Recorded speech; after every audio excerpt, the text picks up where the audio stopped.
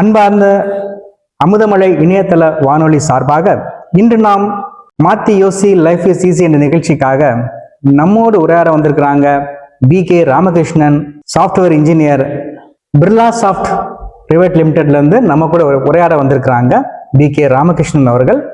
அவங்க கடந்த 22 ஆண்டுகளாக ராஜயோக தியான பயிற்சியை பயின்றும் கற்றும் கற்பித்தும் வராங்க. நிறைய காலேஜில், பள்ளிகளில் மற்றும் போலீஸ் ட்ரைனிங் ஆஃபீஸ்களில், பேங்க்ல, இது மாதிரி பெரிய பெரிய நிறுவனங்கள்ல நிறைய பண்புகள் சார்ந்த உரையாற்றி வராங்க.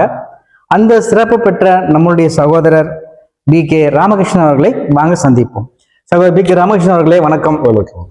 எப்படி இருக்கிறீங்க? எந்த மாதிரி உங்களுடைய ப்ரொஃபஷனுக்கு வந்தீங்க அப்படிங்கறத எங்க நேயர்களுக்காக சொல்லிக்கொள்ள முடியுமா? கண்டிப்பா. நம்ம ராஜயோகா மெடிடேஷன் அப்படிங்கிறது என்னுடைய காலேஜ் லைஃப்லயே படிச்சுட்டு இருக்கும்போதே எனக்கு இந்த சான்ஸ் கிடைச்சிது. ஸோ பேசிக்கலி எனக்கு ஸ்பிரிச்சுவல் இன்ட்ரெஸ்ட் நிறைய இருந்ததுனால என்னுடைய ஸ்டடீஸ் ஒரு பக்கம் போயிட்டு இருந்தா கூட இந்த மாதிரி விஷயங்கள் இன்ட்ரெஸ்ட் இருக்கும்போது எனக்கு இந்த ராஜயோகா மெடிடேஷன் ஒரு நல்ல ஒரு ஹெல்ப்ஃபுல்லாக இருந்துச்சு. அப்போ நான் இன்ஜினியரிங் படிச்சுட்டு இருந்தேன். அப்படி இருக்கும் பொழுது இந்த ராஜயோகா மெடிடேஷனுங்கிறது எனக்கு ஒரு பூஸ்ட் மாதிரி இருந்துச்சு. அப்போ எல்லாருமே என்னுடைய செட் எல்லாருமே படிச்சுட்டு அவங்க BE முடிச்சுட்டு அப்படியே ஜாபுக்கு போகிற ஒரு சுச்சுவேஷன் இருந்தாங்க. அப்போ எனக்கு என்னுடைய ப்ரொஃபஸர் எனக்கு ஒரு கைட் பண்ணாங்க, நீங்கள் இன்னும் நல்லா ஹையர் ஸ்டடீஸ் பண்ணுங்க அப்படின்னு ஒரு பூஸ்ட் கொடுத்தாங்க.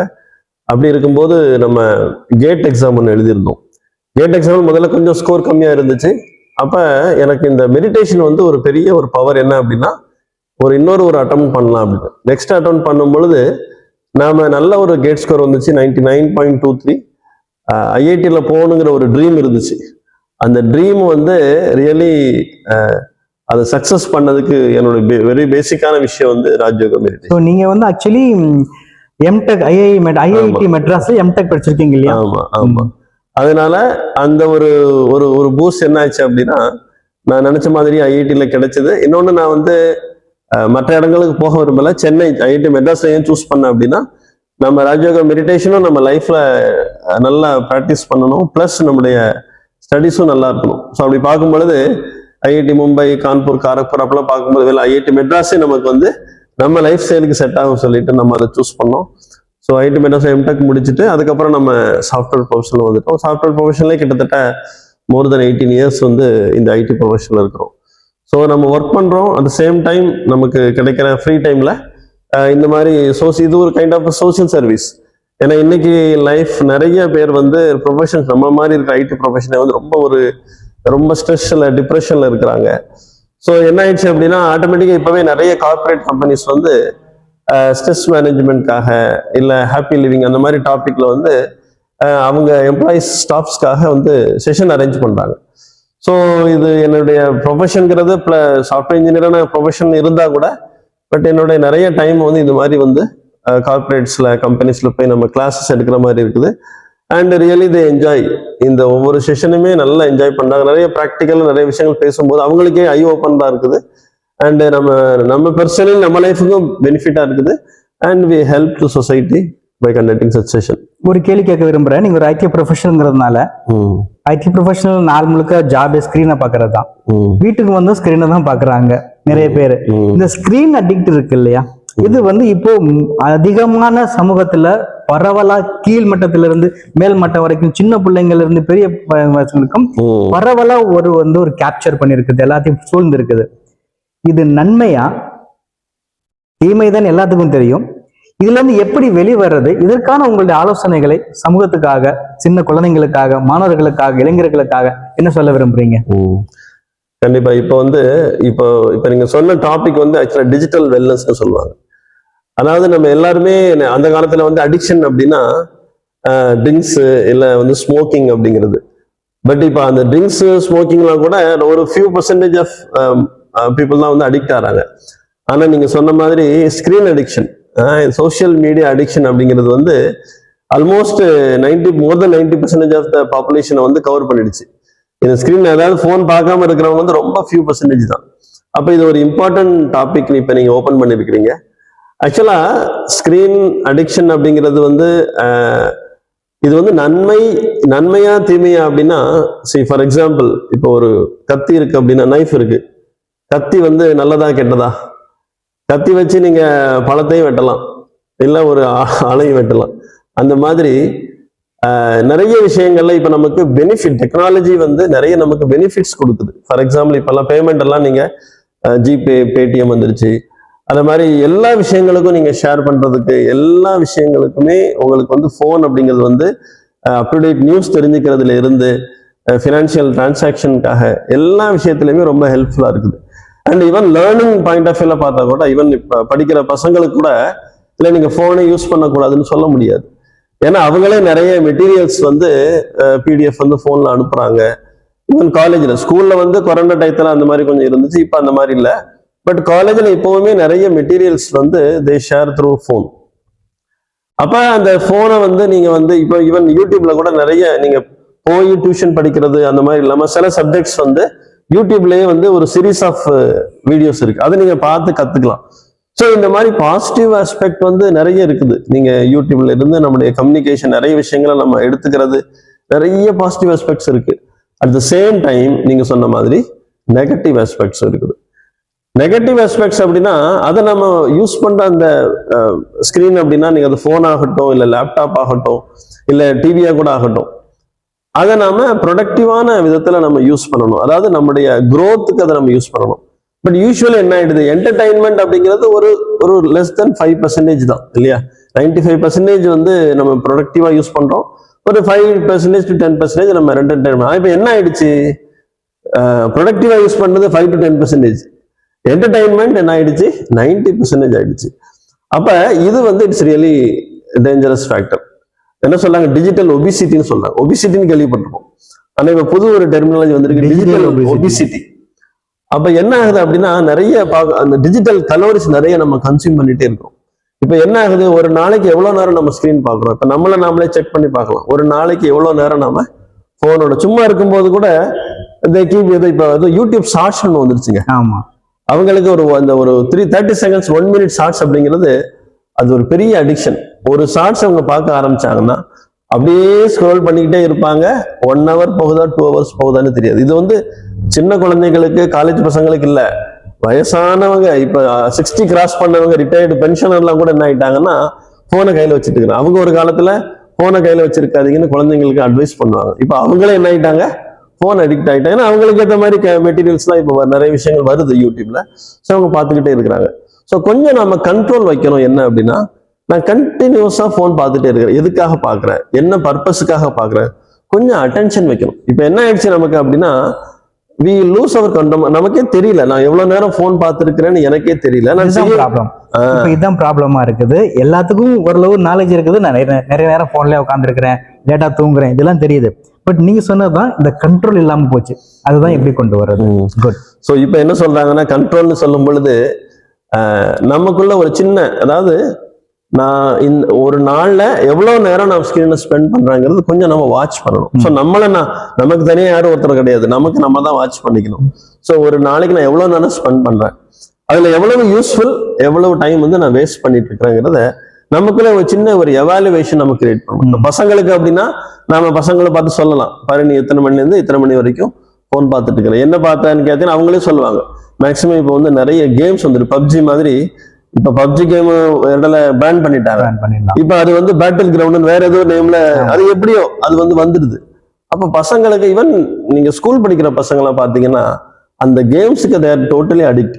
அவங்க எந்த பர்பஸுக்கும் போனை யூஸ் பண்ணல, போன் எடுத்தாலே கேம் ஸ்டார்ட் பண்ணும். அது ஒரு 3-4 பேர் சேர்ந்து விளையாடுற மாதிரி இருக்கு. இந்த மாதிரி கேம்ஸ் வந்து ரியலி அவங்களுடைய எஜுகேஷனுக்கு ரொம்பவே ஹார்ம்ஃபுல். ஏன்னா என்ன ஆயிடுறாங்க, they are spending so much. அதுவும் நீங்க ஹாலிடேஸ் 1 week 10 days லீவ் விட்டுட்டாங்கன்னா கேட்கவே வேணாம்.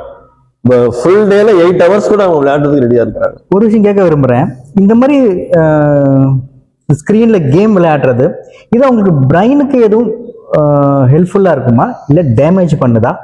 இல்ல 100% வந்து டேமேஜ் தான். அதான் சொல்ல இல்லையா, என்டர்டைன்மெண்ட் வந்து 5% இருந்தா ஓகே. அதாவது என்டர்டைன்மெண்ட்ங்கிறது என்னது, அவங்க படிக்கிறாங்க, ரிலாக்ஸிங் அப்படிங்கிறது. பட் அது கூட வந்து பெரியவங்களுக்கு சொல்லலாம், ஏன்னா அவங்க அந்த மாதிரி ப்ரொஃபஷனல் இருக்கிறாங்க. கண்டிப்பா ஸ்கூல் ஸ்டூடெண்ட்ஸ், அதுவும் காலேஜ் ஸ்டூடெண்ட்ஸ்க்குலாம் வந்து 100% இது வந்து ஹார்ம்ஃபுல் தான். இந்த மாதிரி விஷயங்களை வந்து நம்ம ஸ்ட்ரிக்ட்லி அவாய்ட் பண்ணணும். இன்னொன்னு, we have to help them. நம்ம வெறுமனே போன் பார்க்காத அப்படின்னு திட்டுறதுனால வேலை நடக்காது. ஏன்னா கரெக்டா சொன்னீங்க. நாம அவங்களுக்கு சொல்லிட்டு பெரியவங்க சொல்றோம், ஆனா பெரியவங்க சரி நம்ம சொல்றோம், நாம போன் பார்க்காம இருக்கிறோமா? இப்போ அவங்களே திரும்ப நம்மள கேட்பாங்க, நீங்களே போன் பார்த்துட்டு தான் இருக்கிறீங்க, நீங்களும் ஃபுல் டைம் பாக்குறீங்க, ஏன்னா நீங்க யூடியூப் பாக்குறீங்க, நீங்க வாட்ஸ்அப் வேற ஏதோ பண்ணிட்டு இருக்கிற, but still we both are addict. அப்படிதான். அப்ப நம்மளை நாம சேஞ்ச் பண்ணிக்காம நம்ம யாருக்குமே அட்வைஸ் பண்ண முடியாது. அப்ப நம்முடைய முதல்ல நமக்குள்ள வந்து நம்ம ஸ்கிரீன் டைமை குறைக்கிறோமா, நம்ம எதுக்காக பாக்குறோம்? இப்போ 1 hour அப்படின்னா ஓகே, நான் வந்து ஒரு நாள்ல நான் எவ்வளவு நேரம் நான் போன் பாக்குறேங்கிறது எனக்குள்ள ஒரு கண்ட்ரோல் வேணும். இது கண்ட்ரோல் எப்படின்னா செல்ஃப் கண்ட்ரோல் தான், யாரையும் திருத்த முடியாது. இப்ப இன்னைக்கு நம்ம பசங்களை சொல்றோம்னா நம்ம இன்னைக்கு சொல்றோம், இன்னைக்கு நம்ம இருக்கும்போது கரெக்டா கண்ட்ரோல் பண்ணாம, இல்லாத போது அவங்க all the 8 hours they will be playing. அப்ப அவங்க எஜுகேட் பண்ணணும். கரெக்ட். அப்ப அவங்களுக்கு சொல்லி கொடுக்கணும், ஒரு நாளைக்கு எஸ் மேக்ஸிமம் நீ என்டர்டைன்மெண்ட்காக. நான் டோட்டலி போனுக்கு நோ சொன்னா no one will agree. Okay, morning ஒரு 1/2 hour you spend it for ஒரு 1/2 hour. ஓகே, நீ கேம்ஸ் கூட விளையாடு 1/2 hour, இல்ல ஈவினிங் ஒரு 1/2 hour. இந்த மாதிரி ஒரு ரெஸ்ட்ரிக்டட் டைம் நம்ம கொடுக்கணும்.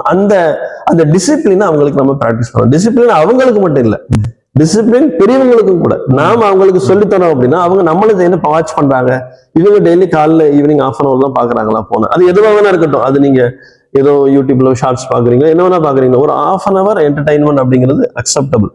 அதுக்கு மேல டூ மச்சா பார்க்கும் பொழுது ஈவன் நம்ம மிஸ்டேக் பண்ணா யங் ஜெனரேஷன் நம்மளதான் ஃபாலோ பண்றாங்க. ஸோ அவங்களுக்கு கண்டிப்பா நம்ம சொல்ல வேண்டியிருக்கு. அதர்வைஸ் என்ன ஆகும் அப்படின்னா அவங்களுடைய ஸ்டடிஸ் கண்டிப்பா பாதிக்கப்படும். இப்ப பெரியவங்களுக்கு கூட விஷயம் வேற, அவங்க ரிலாக்ஸ் பண்ணிக்கிறாங்க, பெரிய அவங்களுக்கு அஃபெக்ட் பண்ணுது. ஆனா படிக்கிற பசங்க போகும்பொழுது என்ன ஆகுது அப்படின்னா அவங்களுடைய ஸ்டடிஸ், அவங்க ப்ரொடக்டிவா இந்த கிரியேட்டிவிட்டியே இல்லாம போயிடுங்க. பொதுவா என்ன ஆகும் அப்படின்னா இந்த மாதிரி விஷயங்கள் ஃபுல்லா அவங்க பார்த்துட்டே இருக்கிறாங்க, அவங்க மைண்ட் பிரெயின் ஃபுல்லா லாக் ஆயிடுது. அவங்க எதை பத்தி யோசிக்கணும், என்ன பண்ணணும் நெக்ஸ்ட், அவங்க ஜஸ்ட் கொஞ்ச நேரம் சும்மா 1 மணி நேரம் போனே இல்லாம சும்மா, இப்ப விரதம் இருப்பாங்கல்ல, பக்தியில வந்து விரதம் இருக்கிறாங்க, சாப்பாட்டுல விரதம் இருக்கிறாங்க, ஒரு நாள் எதுவுமே சாப்பிடாம. அதே மாதிரி அவங்களுக்கு ஒரு நாள் நம்ம என்ன பண்ணலாம்னா சும்மா நாம அவங்க கூட ஃப்ரெண்ட்ஸா தான் பழகணும். நீங்க ஃபோர்ஸ்ஃபுல்லா கண்ட்ரோல் பண்ணீங்கன்னா வேலை நடக்காது. ஒரு நாள் நீ போன் பார்க்காம இரு அப்படின்னு அவங்களுக்கு நாம சேலஞ்ச் கொடுக்கணும். ஜஸ்ட் இது வந்து அவங்களே ரியலைஸ் பண்றதுக்கான ஒரு சான்ஸ் நம்ம கொடுக்குறோம். இது நாட் ஓன்லி ஃபார் ஸ்டூடெண்ட்ஸ், நமக்கே கூட ஒரு நாள் ஃபுல்லா, அதாவது போன் வந்து அட்டன் பண்ணலாம். அந்த காலத்துல பெஸ்ட் பிராக்டிஸ் என்ன தெரியுமா? இந்த பட்டன் போன் இருந்துச்சு, எந்த பிரச்சனையும் இல்லைங்க, போன் வந்து அட்டன் பண்ணுவோம். அந்த வாட்ஸ்அப், யூடியூப், எந்த சோசியல் மீடியா பிரச்சனையுமே இல்லை. ரியலி ஸ்பீக்கிங் முடிஞ்சா ஒரு பட்டன் போன் வேணா, அதுக்கப்புறம் என்ன வரும், போன் வந்தா நம்ம போன் அட்டன் பண்றதுல நாளைக்கு ப்ராப்ளம்ஸ் வரலாம். அதனால பெஸ்ட் ஆப்ஷன் என்னன்னா நீங்க ஒரு 2-3 days பட்டன் போனோட உங்க போன் நம்பரை நீங்க சிம்ம பட்டன் போன் போட்டு யூஸ் பண்ணுங்க. அண்ட் இதுல எந்த ஒரு பிரச்சனையுமே இல்லை. அண்ட் நீங்க ரொம்பவே நீங்க நிறைய டைம் உங்களுக்கு கிடைச்சதை நீங்க ஃபீல் பண்ணுவீங்க, ரொம்ப ஃப்ரீயா இருப்பீங்க. ஏன்னா நம்ம நிறைய டைம் ஈட் பண்றது என்னது, இன்டர்நெட் ஃப்ரீ கிடையாது, இன்டர்நெட்டுக்கு நாம ஃப்ரீயா கிடைச்சிட்டோம். So full time it is consuming us. அதே மாதிரி ரிவர்ஸ்ல போயிடுச்சு. அதனால இது ஜஸ்ட் ஒரு ஐடியா நான் சொல்றேன். 1 day ஃபுல்லா போன் பார்க்காம இருக்கலாம்.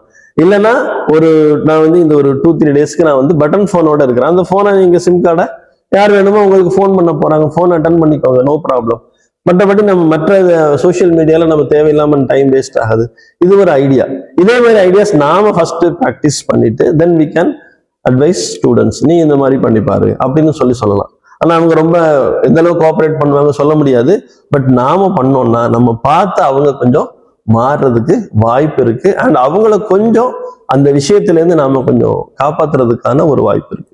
கிரேட், ரொம்ப அருமையான ஒரு டெக்னிக் சொல்லி கொடுத்தீங்க, ஒரு ஐடியா சொல்லி கொடுத்தீங்க, பெரியவங்களுக்கு நமக்கு எல்லாத்தையும் சொல்லி கொடுத்தீங்க, ரொம்ப நல்லா இருக்குது. இன்னொரு கேட்க விரும்புகிறேன், நம்மளுடைய ஜென்ரேஷன், இப்போ இருக்க ஜென்ரேஷன் ரொம்ப ஆக்டிவ், ரொம்ப கிளவர், ரொம்ப இன்டெலிஜென்ட், நல்லா இருக்கிறாங்க. ஆனால் ஓவரால் சமுதாயத்தின்னு பார்க்கும்போது அங்கங்கே நிறைய வேல்யூஸ் குறைஞ்ச செயல்பாடுகளை பார்க்க முடியுது, நடத்தைகளை பார்க்க முடியுது, பிஹேவியர்ஸ் பார்க்க முடியுது. இந்த பிஹேவியர் இப்படியே கண்டினியூ ஆனா வருங்காலத்துல நாடு இன்னும் மோசமான நிலைமைக்கு போக வாய்ப்பு இருக்குது. இதை இப்பயே தடுக்கிறதுக்காக என்ன எல்லாம் பிளான் பண்ணலாம், யாருக்கெல்லாம் இந்த பொறுப்பு இருக்குன்னு நினைக்கிறீங்க, இதை எப்படி நம்ம முன்னெடுக்கலாம்? நீங்க ரொம்ப அருமையான கொஸ்டின்ஸ் கேட்டுக்கிறீங்க. அண்ட் ஆக்சுவலா இதுக்கான ஆன்சர் நான் சொல்லணும் அப்படின்னா பேசிக்கா நான் சொல்றேன். ஸ்டூடெண்ட்ஸ் அப்படின்னாலே 2 விஷயம், பேரண்ட்ஸ், டீச்சர்ஸ். நான் ரொம்ப பேசிக்ல இருந்து ஆரம்பிக்கிறேன். நல்ல விஷயங்களை சொல்லிக் கொடுக்க வேண்டியது யாரு? நம்ம பொதுவா என்ன பண்ணுவாங்க, பேரண்ட்ஸ் என்ன பண்ணுவாங்க, டீச்சர்ஸ் சொல்லி கொடுப்பாங்க. இப்ப நீங்க பாத்தீங்கன்னா டீச்சர்ஸுக்கு அவங்க சிலபஸை கவர் பண்றதுக்கு அவங்களுக்கு டைம் கிடையாது. இப்ப நீங்க பேரண்ட்ஸ் கிட்ட போய் பையன் இப்படி இருக்கிறான், டிசிப்ளினாவே இல்லை அப்படி சொன்னீங்கன்னா அவங்க என்ன சொல்றாங்க நம்ம கிட்ட, அவங்க நீங்க பே பண்றீங்க ஸ்கூலுக்கு, சிபிஎஸ்சி ஸ்கூலுக்கு அவ்வளவு ஸ்பெண்ட் பண்றோம். அவங்களுக்கு என்னன்னா உங்களுடைய அகடமிக் நல்லா கொண்டு வரணும், அதுல அவங்க ஃபுல் எனர்ஜி டைம் கொடுக்குறாங்க. அதுக்கே அவங்க டைம் கரெக்டா இருக்கு. டீச்சர்ஸ்ட போய் நீங்க கேட்டீங்கன்னா எங்களுக்கு விஷயங்களை பாடங்களை சொல்லி கொடுக்கறதுக்கு எங்களுக்கு டைம் இல்லைன்னு சொல்லிடுவாங்க. ஆக்சுவலா பார்க்கும்போது வேல்யூஸ் சொல்லி கொடுக்க வேண்டியது டீச்சர்ஸ். ஓகே, டீச்சர்ஸ்க்கும் சம் எக்ஸ்டென்ட் அவங்களுக்கு பொறுப்பு இருக்குன்னா கூட முக்கியமா பேரண்ட்ஸ் தான். ஏன்னா இப்ப பேரண்ட்ஸோட விஷயம் நீங்க எடுத்துட்டீங்கன்னா ஆக்சுவலா வேல்யூஸ்ங்கிறது நம்ம சொல்லி கொடுக்கறது இல்ல, நாம என்ன செய்யறோமோ அதை தான் அவங்க ஃபாலோ பண்றாங்க. கிரேட். எதையுமே நம்ம இந்த விஷயத்தை இப்படி இருக்கணும் அப்படின்னா அதை அவங்க அப்படிலாம் ஃபாலோ பண்ண மாட்டாங்க. நாம எப்படி இருக்கிறோங்கிறத அவங்க வாட்ச் பண்றாங்க. சோ ரியலி பண்புகளை சொல்லி கொடுக்குற விஷயம் கிடையாது, நாம பண்புள்ள மனிதனா வாழ்ந்தா போதும், நம்மளை பார்த்து நிறைய பேர் மாறுவாங்க. அப்ப இந்த சமுதாயம் கெட்டு போனதுக்கு நம்மள பெற்றோர்கள் சொல்ல. கண்டிப்பா உதாரணத்துக்கு இப்ப சொல்றேன். இப்ப அவங்க பேரண்ட்ஸை பாக்குறாங்க. உதாரணத்துக்கு ஒரு சொத்து தகராறுன்னு வச்சுக்கோங்களேன். அப்பாவும் சித்தப்பாவும் சொத்து விஷயத்துல என்ன பண்றாங்க, ஒரு சின்ன விஷயத்துல நிறைய பிரச்சனை ஓடிட்டு இருக்கு. ஆனா இவர் விட்டு கொடுக்கல, அவரு விட்டு கொடுக்கல, கோர்ட்டு கேஸ் போகுது. இப்ப இந்த பையன் பாக்குறான், இவன் என்ன புரிஞ்சுக்கிறான், சரி நாளைக்கு இவன் அண்ணன் தம்பி, இப்ப பசங்க அண்ணன் தம்பி ஒற்றுமையா இருக்கணும்னு உங்க அப்பா சொல்லி கொடுத்த என்ன சொல்வாரு, நீயும் சித்தப்பா ஒத்துமையாவே இருக்கிறீங்க, கொஸ்டின் கேட்பாங்களா இல்லையா? கண்டிப்பா. சோ எல்லா விஷயத்திலயுமே நாம என்ன செய்யறோமோ, அதாவது நாம அடுத்த ஜெனரேஷனுக்கு சொத்து சேர்த்து வைக்கிறோமோ, என்ன சேர்த்து வைக்கிறோமோ, இல்ல வீடு வாசல் என்ன உண்டோ, ஆனா முக்கியமா கொடுத்துட்டு போக வேண்டியது குட் கேரக்டர். அருமை. நான் எப்படி நடந்துக்கிறேன், நான் என் அண்ணன் தம்பியோட எப்படி நடந்துக்கிறேன், நான் அக்கா தங்கச்சி, ஏன்னா எங்க அம்மா அப்பா எப்படி பாத்துக்கிறேன், இப்ப தாத்தா பாட்டி எப்படி அம்மா அப்பா பாத்துக்கிறாங்கிறது பசங்க பாக்குறாங்க. இப்ப நீங்க என்ன பாக்குறீங்களோ இதுதான் நாளைக்கு அவன் வளர்ந்து அதையே தான் ஃபாலோ பண்ணும். மேக்சிமம் இந்த நம்முடைய ஹியூமன் சைக்காலஜியே எதை கேட்கிறாங்களோ அதை ஃபாலோ பண்றது இல்ல, எதை பாக்குறாங்களோ அதை தான் ஃபாலோ பண்றாங்க. சோ நல்ல பண்புள்ள மனிதனா என் பசங்க வரணும்னு நினைச்சேன்னா அந்த பேரண்ட்ஸ் அந்த பண்புகளை, இப்ப சொன்ன கொஞ்ச நாள் முன்னாடி சொன்ன மாதிரிதான், போன் பார்க்க கூடாதுன்னு குழந்தைங்களுக்கு சொன்னா முதல்ல அவங்க போன் பார்க்காம இருக்கும். அதுதான் பிராக்டிகலி அதாவது அப்ளிகபிள் லாவே அதான். அப்ப நான் என் பையன்கிட்ட என்ன எதிர்பார்க்கிறேனோ அதை முதல்ல நான் எனக்குள்ள ஒரு கதை கூட சொல்லுவாங்க. ஒரு குரு கிட்ட கூட்டிட்டு வருவாங்க ஒரு அம்மா, ரொம்ப சக்கரை சாப்பிட்றான், இவருக்கு கொஞ்சம் புத்திமதி சொல்லுங்க. அப்ப குரு சொல்வாரா, நீ கூட்டு போயிட்டு அடுத்த வாரம் கூட்டிட்டு வான்னு. அடுத்த வாரம் அந்த அம்மா கூட்டிட்டு வரும் பொழுது அவர் புத்திமதி சொல்லாரா, அப்பா நீ சக்கரை நிறைய சாப்பிடக்கூடாது, மிட்டாய் சாப்பிடக்கூடாது அப்படின்னு. அப்ப அந்த அம்மா கேட்பாங்க, நீ இது போன வாரமே சொல்லிருக்கலாமே. அப்ப அந்த குரு சொல்வாரா, நான் போன வாரம் வரைக்கும் நானே நிறைய நீங்க இந்த கதையை கேட்டிருப்பீங்க. எதுக்கு சொல்றேன் அப்படின்னா, நாம ஒரு விஷயத்த ஃபாலோ பண்ணாம பண்புள்ள, இப்ப பாருங்க ஃபார் எக்ஸாம்பிள் நிறைய விஷயங்கள் நடக்குது சொசைட்டில, ஆனா நிறைய விஷயங்களை அவங்க மனசுல பதிய வைக்கிறது மெயினா சினிமா. இப்ப நான் ஜஸ்ட் இந்த ஒரு விஷயத்த எடுக்கிறேன். இப்ப பாருங்க, பழி வாங்குறது ஒரு விஷயத்த விட்டு கொடுக்கறத ஏதாவது படத்துல காட்டுறாங்களா? அப்படி விட்டு கொடுக்குற மாதிரி படங்களை யாரும் பார்க்க மாட்டாங்க. அவங்க ரொம்ப டெரரா இருக்கக்கூடிய படங்களை விரும்புறாங்க. இப்ப என்ன ஆகுது, அப்ப படங்கள்ல ஒரு ஹீரோ என்ன பண்றாரோ அதை அப்படியே என்ன பண்றாங்க, அவர் எப்படி பழி வாங்குறாரு, எப்படி அவர் அந்த ஹீரோயிசம் பண்றாரு, அதை எல்லாத்தையும் ஃபாலோ பண்றாங்க. இது கூட சேர்ந்து இன்னொரு கேள்வி கேட்டுறேன். ஏன்னா இந்த சினிமா வந்ததுனால முன்கோபப்படுறது, ஆவேசமா இருக்கிறது, இதுதான் ஹீரோயிசம் அப்படிங்கிற ஒரு போக்கு இப்ப மனசுக்குள்ளார பிள்ளைங்கள்ட்ட வளருது. நிதானம் இல்லாம எதையுமே அவசரமா விரும்புறாங்க, உடனடி பலனை எதிர்பார்க்கறாங்க. இந்த போக்கும் இப்ப மாணவர்கள்ட்ட அதையும் வந்துகிட்டு இருக்குது. இதையும் சரி பண்றதுக்கு சேர்த்தே சொல்லிடுங்க. கண்டிப்பா. அப்ப கோவப்படுறது, ஆக்சுவலா கோவப்படுறதுங்கிறது ஒரு வீக்னஸ். அன்பா இருக்கிறது, விட்டு கொடுக்கறதுங்கிறது ஒரு அதுதான் ரியல் ஹீரோயிசம். நீங்க மாதிரி சொல்றீங்க. என்னன்னா கோவப்படுறது, வேகமா வேலை செய்யறது ஹீரோயிசம், நீங்க மாறி சொல்றீங்க. ஆமா ஆமா, மாத்தி சொல்லல. அந்த மாதிரி மீடியா அப்படி ப்ரொஜெக்ட் பண்ணிட்டாங்க. ஆக்சுவலா சினிமால என்ன ஆயிடுச்சு அப்படின்னா, இப்ப அந்த மாதிரி கோவப்படுறதும் அப்படியே ஆவேசமா நடந்துக்கிறதும் ஹீரோயிசம் ஆயிடுச்சு. அன்பாக விட்டு கொடுத்து போனா அவர் ரொம்ப ஏமாளி இல்ல கோமாளிங்கிற மாதிரி அதை ஒரு ஸ்கிரீன்ல என்ன பண்ணிட்டாங்க, ப்ரொஜெக்ட் பண்ணிட்டாங்க. இப்ப வரக்கூடிய படங்கள் எல்லாமே ஹீரோஸ் எல்லாம் பாருங்க, ஹீரோஸோட ஆக்டிவிட்டிஸ் எல்லாம் பாருங்க. இப்ப அவங்க பசங்க யாரை ஃபாலோ பண்றாங்க, ஹீரோஸ் என்ன பண்றாங்க அதை அப்படியே ஃபாலோ பண்றாங்க. ஆமா. அப்ப நல்ல பார்க்க போனா பெரியவங்களாகி நாம தவறான விஷயங்களை கொடுத்து இப்ப பாருங்க, நல்ல நெகட்டிவ் ஃபீட் நிறைய இருக்குது. நெகட்டிவ் ஃபீட் கொடுத்துட்டு நீங்க நெகட்டிவ் ஆயிட்டீங்கன்னா என்ன அர்த்தம்? ஃபீட் பண்ணது யாரு? Not only parents, entire society நிறைய நெகட்டிவான ஃபீட் கொடுத்துட்டே இருக்கிறோம். ஈவன் நீங்க நியூஸ் பேப்பர்ல கூட நிறைய நெகட்டிவான விஷயங்கள், ஏன்னா அவங்களை பொறுத்த வரைக்கும் அது கமர்ஷியல். தே வாண்ட் டு, அதாவது அவங்களுடைய பேப்பர் நல்லா சேல் ஆகணும், இல்ல அவங்க டிவி டிஆர்பி ரேட்டிங் வரணுங்கிறதுக்காக. ஈவன் நீங்க சீரியல் ஆகட்டும் இல்ல சினிமாவாகட்டும் எல்லாமே கமர்ஷியலா போயிடுச்சு. இந்த இடத்துல நீங்க நல்ல குணங்கள் உண்மையிலே பார்க்கும்போது அவங்க பார்க்கறது எல்லாமே நெகட்டிவிட்டி. ஆனா அப்ப ஒரே ஒரு விஷயம் என்ன தெரியுமா, நாம நமக்குள்ள அந்த விஷயங்களை மாற்றி நம்ம குழந்தைங்களுக்கு ஒரு முன்னுதாரணமாக இருக்கலாம். நல்ல விஷயம். இப்ப நீங்க நல்ல ஒரு பாயிண்ட் சொன்னீங்க, கோபப்படுறத ஹீரோயிசமாவும் விட்டு கொடுக்கறத ஏதோ ஏமாளித்தனமாவும் நினைக்கிறாங்க. பட் இந்த ராங் அண்டர்ஸ்டாண்டிங், ராங் பிலீஃப் சிஸ்டத்தை யார் மாத்த முடியும்? கண்டிப்பா பேரண்ட்ஸ் உட்கார்ந்து புரிய வைக்கணும். இன்னொன்னு அவங்க முதல்ல ரியலைஸ் பண்ணணும். புரிய வைக்கிறது, பேரண்ட்ஸுக்கு புரிய வைக்க வேண்டியது பேரண்ட்ஸ் பெரியவங்க இல்லையா? ஏன்னா சமுதாயம் இவ்வளவு தூரம் வந்துருச்சு, இந்த பாதையில போகக்கூடாது, ரொம்ப தூரம் வந்துட்டோம். திரும்பி பார்க்கும்போது தான் தெரியுது தவறான பாதையை வந்துட்டோம், இதை லீட் பண்ணோம்னா இன்னும் மோசமா முடியும் தெரியுது. அப்ப இதுக்கு இந்த பொறுப்பு வந்து பெரிய ஒரு அடல்ட் உள்ளவங்களுக்கு தான் நம்ம சொல்ல முடியுது. அப்படி என்றால் இந்த பண்புகளை வளர்க்க வேண்டிய பொறுப்பை பெரியவங்களிடம் எப்படி கொண்டு போய் சேர்க்கிறதுங்க? கண்டிப்பா இதுக்கு வந்து நம்ம ஒண்ணு அவங்களுக்காக நம்ம ஒரு ராங் கல்ச்சர்ல போயிட்டு இருக்கோங்கிறத அவங்க ரியலைஸ் பண்ணணும். இப்ப நாம நிறைய செஷன் எடுக்கிறோம் இல்லையா, நிறைய போலீஸ் ட்ரைனிங் காலேஜ்ல எடுக்கிறோம், கார்பரேட்ஸ்ல, கம்பெனிஸ்ல எடுக்கிறோம். ஈவன் நிறைய விஷயங்கள் பார்க்கும் பொழுது இந்த பாசிட்டிவ் திங்கிங் பத்தி பேசும்போது ஈவன் பெரியவங்களுக்கே அதை பத்தி ஒரு அவேர்னஸ் இல்லை. ஆக்சுவலா வேல்யூஸ், பண்புகளை யாருதான் கத்துக் கொடுப்பாங்க? இப்ப நீங்க வந்து ஏதோ ஒண்ணு கத்துக்கணும், ஏதோ ஹிந்தி கத்துக்கணும், கராத்தே கத்துக்கணும், பிரெஞ்சு கத்துக்கணும், எல்லாத்துக்குமே இருக்கு. நீங்க மெடிக்கல் படிக்கலாம், இன்ஜினியரிங் படிக்கலாம். வேல்யூஸ் எங்க போய் படிக்கிறது? நன்னறி சப்ஜெக்ட் கூட எடுத்துருவாங்க. ஆமா, இப்ப வந்து அந்த காலத்துல நம்மள வளரும் இளமைன்னு ஒரு புக் உண்டு, நம்ம எல்லாம் படிச்சோம். எனக்கு தெரிஞ்சு இப்ப நான் பாக்குறேன் நல்லலுக்கு பீரியடே கிடையாது. அது எதனால எடுத்தாங்களோ தெரியல. சரி, இருந்த ஒன்னையும் இப்ப எடுத்தாச்சு. அப்ப எப்படிதான் அவங்க நல்ல விஷயங்களை கத்துக்குவாங்க? இந்த ஒரே விஷயம் வந்து பெரியவங்க கையில தான் இருக்குது. அவங்க வந்து நல்ல, இப்ப நம்ம பிரம்மகுமாரிகள் அமைப்புல வந்து நிறைய வேல்யூ எஜுகேஷன், இப்ப நம்ம கூட வேல்யூ எஜுகேஷன் கோர்ஸ் ஒன்று முடிச்சிருக்கோம். வேல்யூ எஜுகேஷனை வந்து செப்பரேட் சப்ஜெக்டா அந்த எஜுகேஷன் ப்ராப்பர் எஜுகேஷனாவே நம்ம கொடுத்துட்டு இருக்கோம். ஸோ அந்த மாதிரி அவங்க கத்துக்கிறது முதல்ல என்னென்ன வேல்யூஸ், நான் பொதுவா நாங்க பசங்களா வரும்போது கேட்பேன், வேல்யூஸ் 4 சொல்லுங்களேன். வேல்யூஸ் சொல்லவே தெரியல. விட்டு கொடுக்குறோன்னா என்னது, பணிவுன்னா என்னது, அன்புன்னா என்னது, பொறுமைனா என்னது, எந்த வேல்யூஸுமே அவங்க தெரிஞ்சுக்காம இருக்கிறாங்க. சோ இந்த விஷயத்துக்கான அவேர்னஸ் வரணும் அப்படின்னா பெரியவங்க அதை கத்துக்கணும். இல்ல அந்த மாதிரி எந்த இடத்துல அதை சொல்லி கொடுக்குறோம் அந்த இடத்துல போய் தெரிஞ்சுக்கணும், அவங்க அதை ஃபாலோ பண்ணணும். அவங்க ஃபாலோ பண்ணாதான் நெக்ஸ்ட். ஏன்னா ரியல் நல்ல ஒரு சொத்துன்னு பாத்தீங்கன்னா பண்புகள் தான். மற்ற எதுவுமே இப்ப பாருங்க, நம்ம சொத்தை கொடுத்துட்டு போறோம். அந்த சொத்தை கொடுத்துட்டு நம்ம பசங்க 2 பேரும் என்ன பண்ணி, அண்ணன் தம்பி என்ன பண்ணிக்கிறாங்க, அந்த சொத்தை வச்சு சண்டை தான் போட்டுட்டு இருக்கிறாங்க. ரியலி நம்ம கொடுக்குற ப்ராப்பர்ட்டி அவங்களுக்கு நல்ல விதமா யூஸ் ஆகுதுன்னு பார்த்தா அவங்க குடும்பம் இப்ப என்ன ஆயிடுச்சு, பிரிஞ்சிருச்சு. அப்ப நம்மளும் என்ன பண்ணிடு, அப்பா அம்மா என்ன பண்ணிடுறாங்க, பசங்களை பிரிச்சு வச்சுட்டு போயிடறாங்க. எப்படி பிரிச்சு வைக்கிறாங்க? சொத்து கொடுத்து பிரிச்சு வச்சுக்கிறாங்க. சொத்து இல்லாத வரைக்கும் ஒத்துமையா இருக்கிறாங்க, சொத்து இருக்கும்போது பிரிஞ்சுக்கிறாங்க. இது மாதிரி ஒவ்வொரு விஷயத்திலும் நம்ம கொஞ்சம் கவனம் கொடுக்க வேண்டியிருக்கு. ஸோ சொத்து கொடுக்கறது பெரிய விஷயம் இல்லை, ஆனா அந்த பசங்க ஒத்துமையா இருக்கிறதுக்கு அந்த ஒரு விஷயத்த சொல்லி கொடுத்துட்டு போக வேண்டியது பெரிய. அவங்க போனதுக்கு அப்புறமா பசங்க யார்கிட்ட கத்துக்குவாங்க? ஸோ பேரண்ட்ஸ் இருக்கும் போதே என்னோட ரெக்வஸ்ட் என்னன்னா, பேரண்ட்ஸ் நல்ல விஷயங்களை சொல்லி கொடுங்க. சொத்து கொடுக்குறீங்க இல்லையோ, நல்ல விஷயங்கள் முதல்ல வீட்டுல அண்ணனும் தம்பி அக்கா தங்கச்சி விட்டு கொடுத்து வாழல அப்படின்னா இவங்க சொசைட்டியோட எப்படி ஒத்துமையா வாழ முடியும்?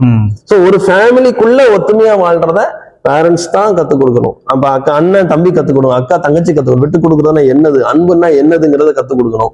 அப்ப வேல்யூஸ் எல்லாமே நம்ம இம்ப்ளிமெண்ட் பண்ண வேண்டியது முதல்ல வீட்டுல, ஃபேமிலில. அப்ப பாருங்க, எங்க இந்த வேல்யூஸ் அடி வாங்குதோ அவங்கதான் வெளியே சொசைட்டில என்ன ஆறாங்க, அது ஹார்ம்ஃபுல் ப்ராஜெக்ட் இதாக மாறுறாங்க, ஆர்டிகலா மாறுறாங்க. அதான் என்ன ஆகுது அப்படின்னா, அவங்க வெளியே போகும்போது வீட்டுல என்ன அடி வாங்குறாங்களோ, ரொம்ப பாதிக்கப்படுறாங்களோ, அந்த பாதிப்பினுடைய வெளிப்பாடு தான் சில மோசமான ஒரு மனிதர்கள் இந்த சொசைட்டில உருவாக்குறாங்க. அவங்க பெரிய பெரிய தவறுகளை செய்யறாங்க, கிரிமினல். இப்ப நம்ம புழல் ஜெயிலுக்கெல்லாம் போவோம். புழல் ஜெயிலெல்லாம் வந்து ராக்கி கட்டுறதுக்காக போவோம்.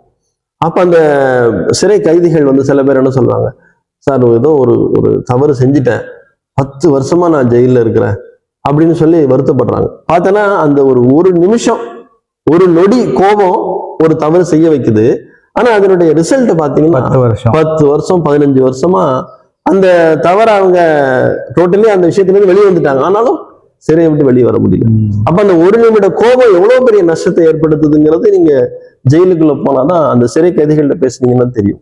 பட் இது பசங்களுக்கு தெரிய வாய்ப்பில்லை. நாம பொதுவா இந்த போஸ்டன் ஜெயில்னு சொல்லுவாங்க, சிறார் சீர்திருத்த பள்ளிக்கு ஒரு தடவை வகுப்பு எடுக்க போயிருந்தோம்.